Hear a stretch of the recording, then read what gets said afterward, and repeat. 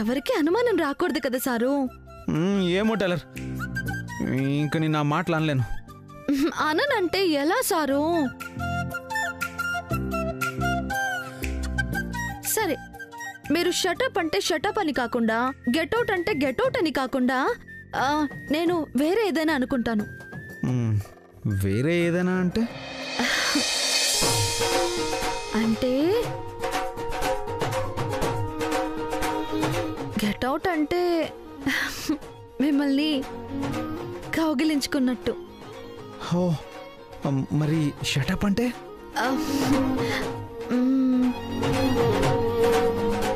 Shut up అంటే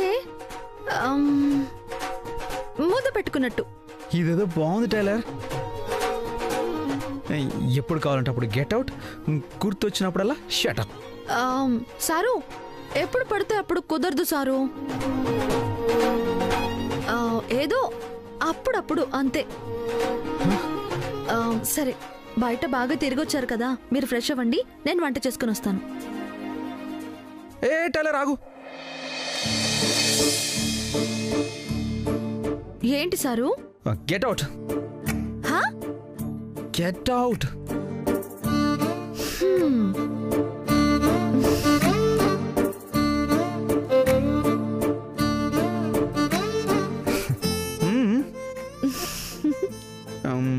shut up. ఇప్పుడా? అంటే కోడ్ వర్డ్స్ కరెక్ట్గా పనిచేస్తున్నాయి లేదా చెక్ చేసుకోవాలి కదా. షటప్.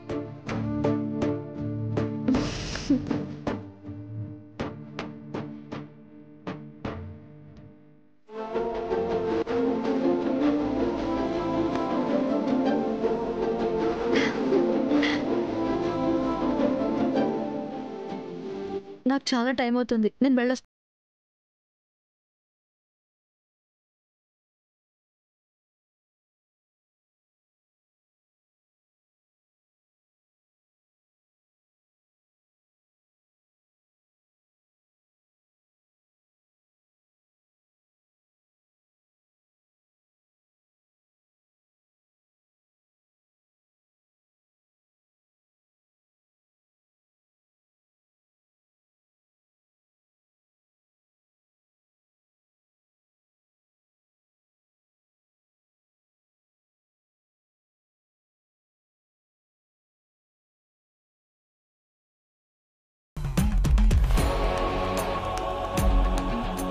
ప్రాణానికి ప్రాణంగా ప్రేమించిన నా టైలర్ని నా నుంచి దూరం చేయాలని చూస్తావా? చెప్పు.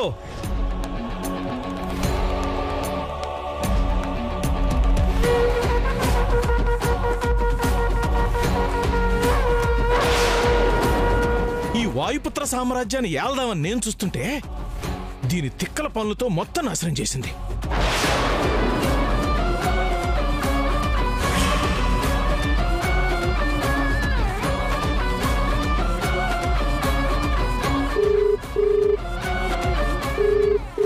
సార్ నమస్కారం.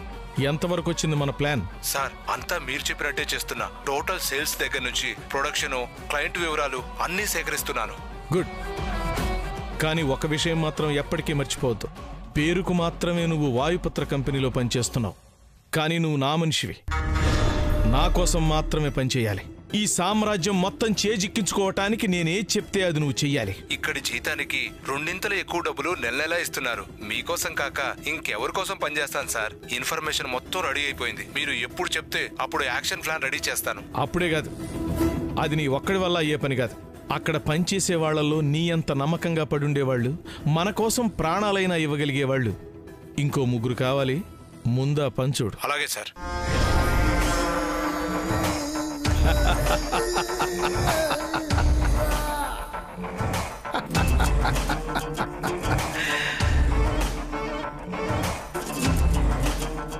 వాయుపుత్ర, నేనేదో అమాయకుడిని మారిపోయాననుకుని ఇంట్లో తెచ్చిపెట్టుకున్నావు కదూ. నీ సామ్రాజ్యాన్ని మింగేయబోతున్నాను.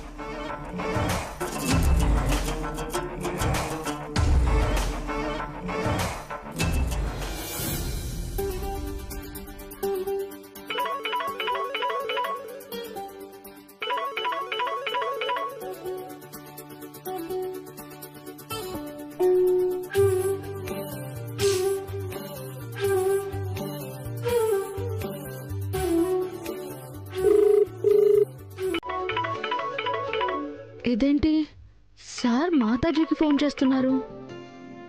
అప్పుడంటే నా మీద కంప్లైంట్స్ ఇచ్చేవారు. చూద్దాం ఇప్పుడేం చేస్తారు. చెప్పు నాయనా. అమ్మయ్యా, ఫోన్ లిఫ్ట్ చేశారా మాతాజీ? మొన్న ఇలాగే ఫోన్ చేసినప్పుడు లిఫ్ట్ చేయకపోతే ఇంకా నా ఫోన్ లిఫ్ట్ చేయరేమో అనుకున్నాను. అప్పుడు పరిస్థితి వేరులే నాయనా. అయినా భక్తులు మాట్లాడాలనుకునే ప్రతిసారి మాట్లాడడం కుదరదు కదా. వాళ్ళకి నిజంగా ఎప్పుడు మా అవసరం ఉంటుందో అప్పుడే మాట్లాడతాం. అది నిజమే మాతాజీ. లాస్ట్ టైం నేను ఫోన్ చేసినప్పుడు మీరు తీయకపోవడమే మంచిదైంది. లేదంటే అప్పుడున్న కోపానికి నేనేం మాట్లాడేవాణ్ణు. మీరు చెప్పింది నిజమే మాతాజీ. మా టైలర్, మీ భక్తురాలు చాలా మంచిది. ఇన్నాళ్ళు మా అత్త చేసిన తప్పులు మా టైలరే చేసిందనుకుని అపార్థం చేసుకున్నాను. ఇప్పుడు నిజం తెలిసింది మాతాజీ. అయినా మీరు ఆ రోజు ఫోన్ తీసుంటే బాగుండేదేమో. అప్పుడే మీరు నిజం చెప్పేసి ఉండేవారు కదా. కొన్ని విషయాలు ఎవరంతట వాళ్లే తెలుసుకోవాలి గాని ఆ దేవుడే దిగొచ్చి చెప్పినా నమ్మరు నాయనా. అందుకే ఆ అమ్మవారే నీ భార్య భక్తికి ప్రసన్నురాలై నువ్వు నిజాలు తెలుసుకునేలా చేసింది. పోనీలే, ఇప్పటికైనా అపార్థాలన్నీ తొలగిపోయాయి నాయనా. ఇప్పుడెందుకు ఫోన్ చేశావో ఆ విషయం చెప్పు నాయనా.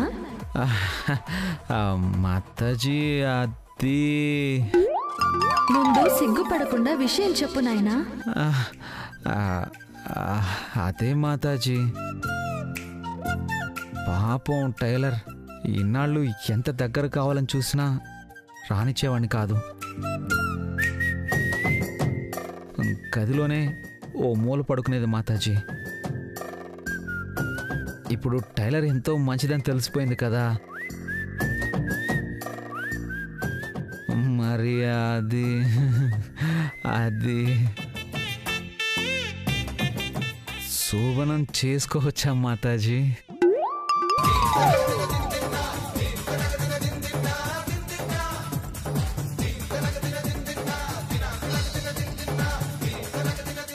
నిరభ్యంతరంగా చేసుకోవచ్చు నాయనా. అది మీ భార్యాభర్తల ఇష్టానికి సంబంధించిన విషయం. అయితే ఈరోజు చేసుకోవచ్చా మాతాజీ? ఈరోజా? బాగా తొందరగా ఉన్నావు నాయనా. కానీ ఇప్పుడు కాదు నాయనా. ఎందుకు కుదరదు మాతాజీ? ఇన్నాళ్ళు నేను బెట్టు చేశాను కదా అని ఇప్పుడు టైలర్ బెట్టు చేస్తుందా ఏంటి? లేదు నాయనా, అదేం లేదు. మరైతే ఎందుకు కుదరదు? అమ్మాయి ఈరోజు వ్రతం చేసింది కదా నాయనా, నిష్టగా ఉండాలి కదా. అర్థమైంది మాతాజీ.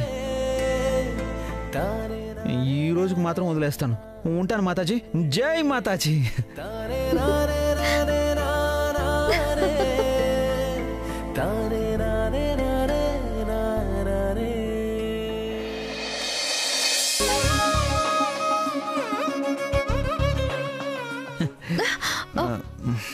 అయ్యో సారు, ఎవరైనా చూస్తారు. ఇప్పుడు మనము షటప్ గెట్అవుట్ కదా. అవును, ఇప్పుడు అదే చేస్తున్నాం కదా. Get out, shut up. వదలండి సారు, చూస్తారు ఎవరైనా.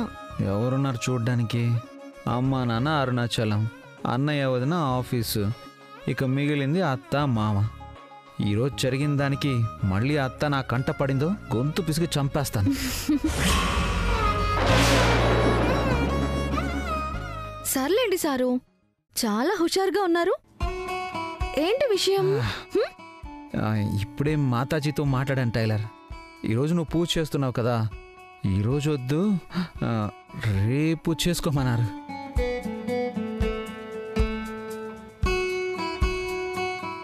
ఏంటి సారు అది?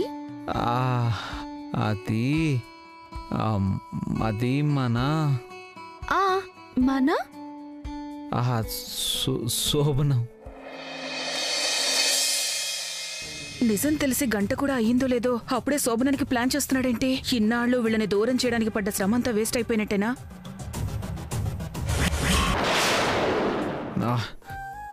చెప్పు టైలర్, నీకేం అభ్యంతరం లేదు కదా? ఏంటి సారు, ఇలాంటివి ఎవరైనా అడుగుతారా? ఏ అమ్మాయి అయినా చెప్పగలుగుతుందా?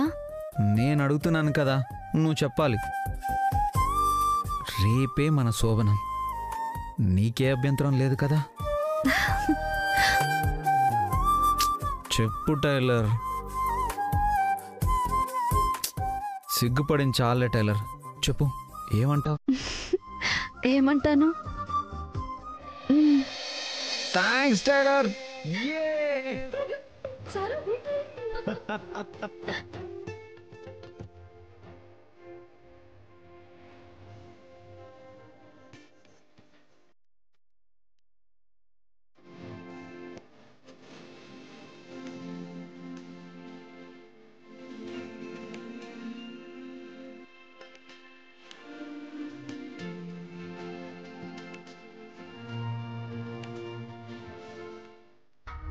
నా కూతురుతో నాని పెళ్లి చేయాలని చిన్నాళ్ళు ఎంతో కష్టపడి వీళ్ల శోభనం జరగకుండా ఆపితే చివరికి ఇలా జరిగిందేంటి?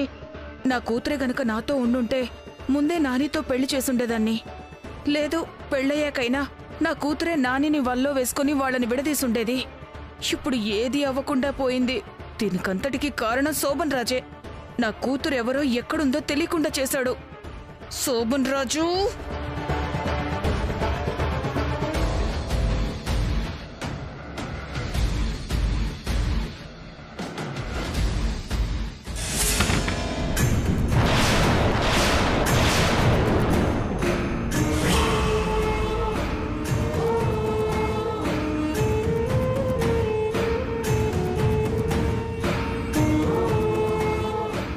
శోభన్ రాజు,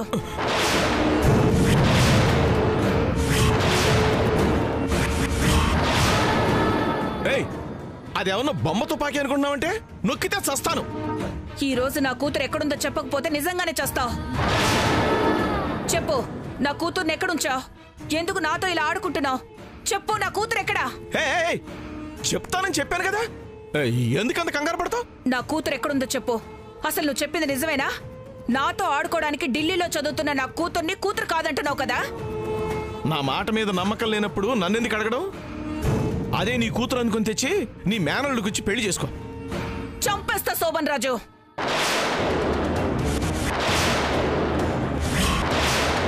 అసలు నా కూతుర్ని ఎందుకు మార్చావు? ఇన్నాళ్ళు ఎక్కడ పెంచావు? అసలు ఎందుకు ఇలా చేసావు? చెప్పు శోభన్ రాజు, చెప్పు. చెప్పు చెప్పు అని సావగొడతావంటే ఇందొకటి నుంచి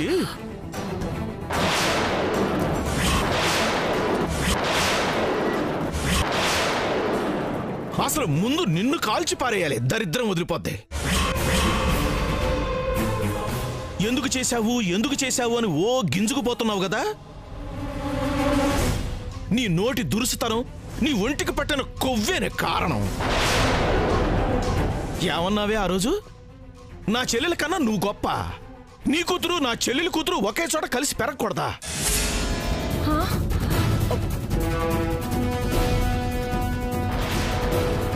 మాట్లాడవేంటి శోభన్ రాజు? ఏం మాట్లాడాలి? చేసిందంతా చేసి ఇంకా ఏం మాట్లాడాలంటావేంటి? నీతో పెళ్లి చేసి మా అన్నయ్య సగం ఆస్తిస్తే మొత్తం ఆస్తంతా తగలబెట్టి చివరికి ఉండడానికి ఇల్లు కూడా లేకుండా చేసి మీ చెల్లి ఇంట్లో తెచ్చి పడేశావు. ఈ కంపు ఇంట్లో ఉండడం నా వల్ల కాదు. మనం మా అన్నయ్య ఇంటికి వెళ్ళిపోదాం. ఆస్తి పోగొట్టుకుని పుట్టింటికి వెళితే చులకనగా చూస్తారు ప్రియంవద. నీకు అర్థం కావట్లేదు. నీకే నా పరిస్థితి అర్థం కావట్లేదు. నేను ఇంట్లో ఉండలేను. నీలాగే నా చెల్లెలు కూడా గర్భవతేగా, తనుంటలేదా? నీకేమైంది? అంటే నీ చెల్లెలు నేను ఒకటేనా? నా పుట్టుకేంటి, నీ చెల్లెలు పుట్టుకేంటి? అసలు నీ ఉద్దేశం ఏంటి? రేపు నీ చెల్లెలతో పాటు నాకు ఇక్కడే డెలివరీ అయ్యి తన పిల్లలతో, నేను నా పిల్లలతో చింపిరి జుట్టేసుకొని చింకి బట్టలు వేసుకొని తిరగాలనుకుంటున్నావా? ఛాన్సే లేదు. నాకు పుట్టబోయే పిల్లలు మహారాజు మహారాణిలా పెరగాలి. ఎవరికి అందనంత ఎత్తులో ఉండాలి. ఈ ఇంట్లో పెరగడం కాదు కదా, కనీసం ఈ ఇంటి గాలి కూడా సోకనివ్వను.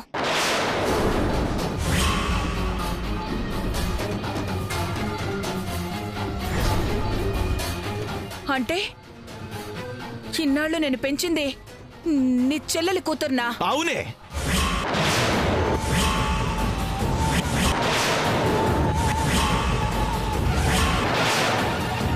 నువ్వు ఎవరినైతే ఆశ్రయించుకున్నావో, ఎవరి గురించి అయితే చులకనగా మాట్లాడావో, నీ కూతురుతో పెరిగే అర్హత లేదన్నావో, ఆ చెల్లెలి కూతుర్నే నీ చేతుల మీదుగా పెంచేలా చేశాను. నీ కూతుర్ని నీకు దూరం చేశాను. ఎంత పనిచేసావు శోభన్ రాజు. అప్పుడేదో నేను మాట వరుస కంటే ఇంత ద్రోహం చేస్తావా? అంతే మరి. నాకెంత చెక్కో నీకు తెలిసినప్పుడు నాతో జాగ్రత్తగా ఉండాలి కదా. ఉండకపోతే ఇలాగే ఉంటుంది. సర్లే శోభన్ రాజు, జరిగిందేదో జరిగిపోయింది. ఇప్పటికైనా నా కూతురు ఎక్కడుందో చెప్పు. చెప్పను.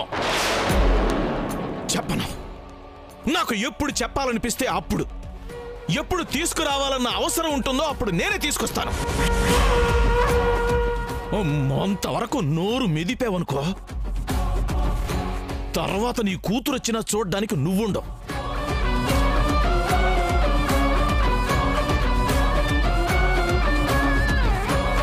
పెద్ద తుపాకీ తీసుకొచ్చింది బెదిరించడానికి.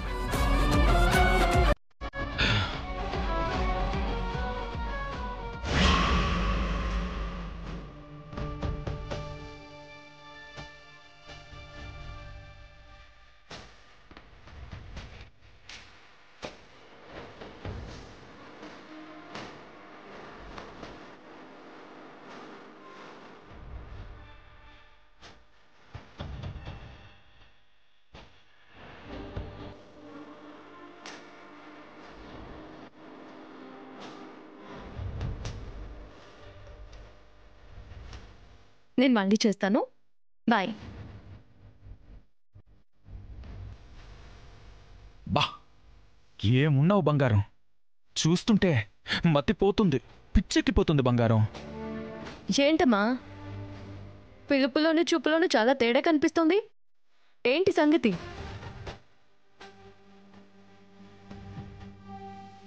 అన్నీ తెలిసి అడుగుతారేంటి మేడం? ఇన్ని రోజులు ఇంత అందమైన భార్యని కళ్ళెదురుగా పెట్టుకుని కనీసం ముట్టుకోకుండా. ఏంటమ్మా, నీకు రాత్రే చెప్పాను కదా, ముందు సింగపూర్కి ఫ్లైట్ టికెట్స్. ట్రై చేశాను మేడం, కరోనా ఎఫెక్ట్, ఫ్లైట్స్ అన్ని క్యాన్సిల్. ఓ పని చేద్దాం, ఈ ఇల్లే సింగపూర్ అనుకుందాం, ఈ బెడ్రూమే 5 స్టార్ హోటల్ అనుకోండి. అవునా? అయితే ఇక్కడే మన శోభనం కూడా అయిపోయిందని నువ్వు అనుకోమా, సరేనా? మేడం బంగారం, అంతలే, నా ప్లేస్లో మీరుంటే తెలిసేది నా బాధ ఏంటో. నా ప్లేస్లో నువ్వున్నా తెలిసేదమ్మా నా బాధ ఏంటో. అయితే ఒక 2 నిమిషాలు మన క్యారెక్టర్స్ చేంజ్ చేసుకుని మాట్లాడుకుందాం బంగారం. అప్పుడు నా బాధ ఏంటో నీకు అర్థమవుతుంది.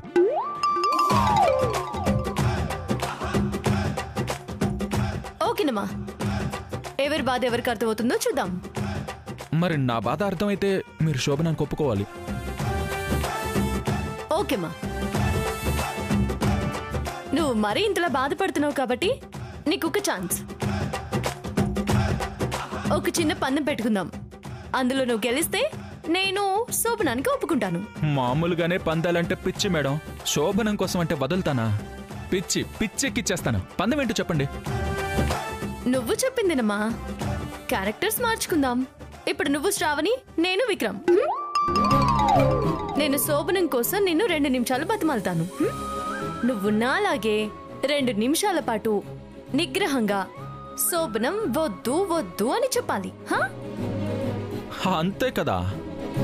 అంతేనమ్మా. కానీ ఈ 2 నిమిషాల్లో ఏ మాత్రం నిగ్రహం కోల్పోయి ఓకే అని అన్నావో నువ్వు ఓడిపోయినట్టే.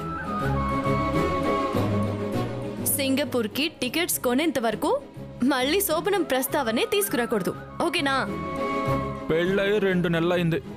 ఇన్ని రోజులు నిగ్రహంగా ఉన్నవాణ్ణి ఒక్క 2 నిమిషాలు ఉండలేనా? రెడీ బంగారం. ఇప్పుడు నేను విక్రమ్, నువ్వు శ్రావణి. 2 నిమిషాలు. Timer on. స్టార్ట్. ఏమా, ఎన్నిసార్లు చెప్పాలి నీకు? మన శోభనం అంటూ జరిగితే సింగపూర్లోనే. అలా అంటే ఎలా మేడం? మేడం, అమ్మ సంగతి తెలుసు కదా. అమ్మకి సాంప్రదాయాలు పట్టింపులు కాదనిలేం కదా. ఆవిడ సాంప్రదాయాలు ఆవిడకుంటే నా పట్టింపులు నాకుంటాయి. ప్లీజ్ ప్లీజ్ ప్లీజ్ మేడం, కావాలంటే మళ్ళీ మనం సింగపూర్కి ప్లాన్ చేద్దాం. Please madam. మేడం, ఇప్పుడు మాత్రం ఒప్పుకోండి మేడం. ఒప్పుకోండి మేడం.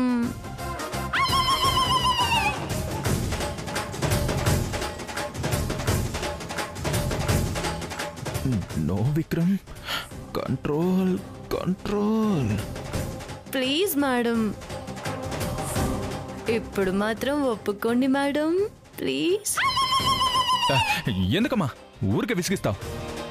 సింగపూర్ అంటే సింగపూర్ అంతే, నో కాంప్రమైజ్. ప్లీజ్ బంగారం, నా బంగారం కదూ, నా బుజ్జు కదూ, ఒప్పుకోవచ్చు కదమ్మా.